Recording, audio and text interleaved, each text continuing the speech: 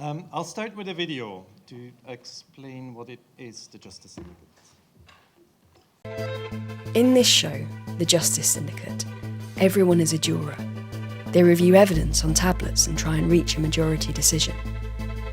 We're asking them to draw conclusions about whether the accused is guilty or not guilty, based on the information they receive. The show plays out differently, depending on how they fill in the gaps. So, trying not to infer, and when other people infer, like, oh, she must have felt like this, and he must have been like that, it's kind of like, well, you don't know, and you can only use what you're given to make your point.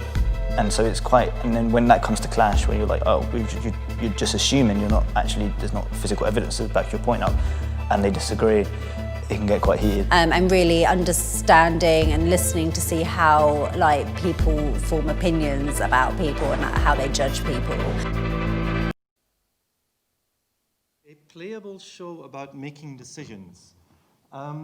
People walk in the door, they get a tablet, they see evidence about a court case, a sexual assault court case, and the further they get into the piece, the more they have to make decisions about culpability, and the more time they have for discussion with each other. What it actually does is it sets up a situation of disagreement, and then either groups will form some consensus out of that disagreement, or they start entrenching themselves in their opinion and battling it out. So when I was first approached by Dan and Rachel from Fanchen, they were interested in that blue arrow, the art side. They wanted to get ideas from psychology and neuroscience to make better interactive art. I was interested in the red side. I was interested in how do you make all that wonderful existing knowledge in psychology and neuroscience about how people form opinions, how do you make that count in society? You only have to look at what currently is happening in Parliament to see how important that is. And then we said also okay, let's build some tests into the piece of long-standing factors that we have known about in psychology.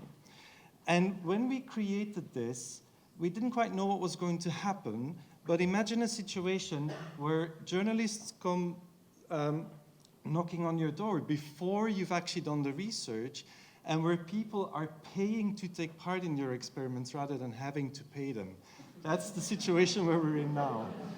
And so what this is showing us also by doing this now multiple times, many, many times, is that the circle is round. The research that is coming out of this is rich, and it's breaking down the boundary between doing engagement and doing research.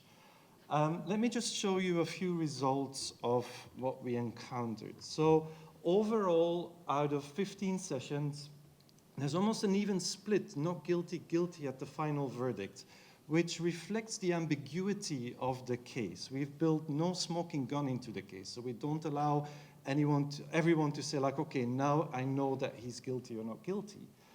But despite that ambiguity, that doesn't stop individuals from coming to very strong conclusions about the evidence that they've seen. And remember, everyone sees the same evidence at the same pace. Now, what happens in individual groups is also fascinating, because we see the whole spread of outcomes. Groups that reason themselves towards not guilty, groups that reason themselves towards guilty, and then the ones that sit in the middle and battle it out.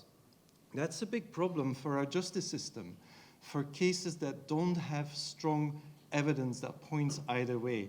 And a lot of actual sexual assault cases are like that. They have ambiguous evidence.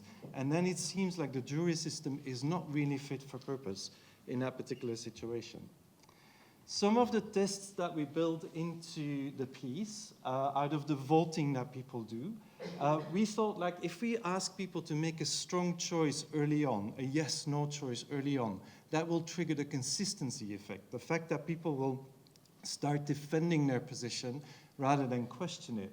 And you see out of the dark blue bar is people who never change their vote when they walk into the door. They vote 10 minutes in the piece, they've barely seen no evidence at all, and yet they stick to their opinion. And that's roughly half not guilty and half guilty. And if there wasn't any consistency in how we work, then on your right side, you would have sort of the model predictions of how that data should look if we were random flip-flop voters.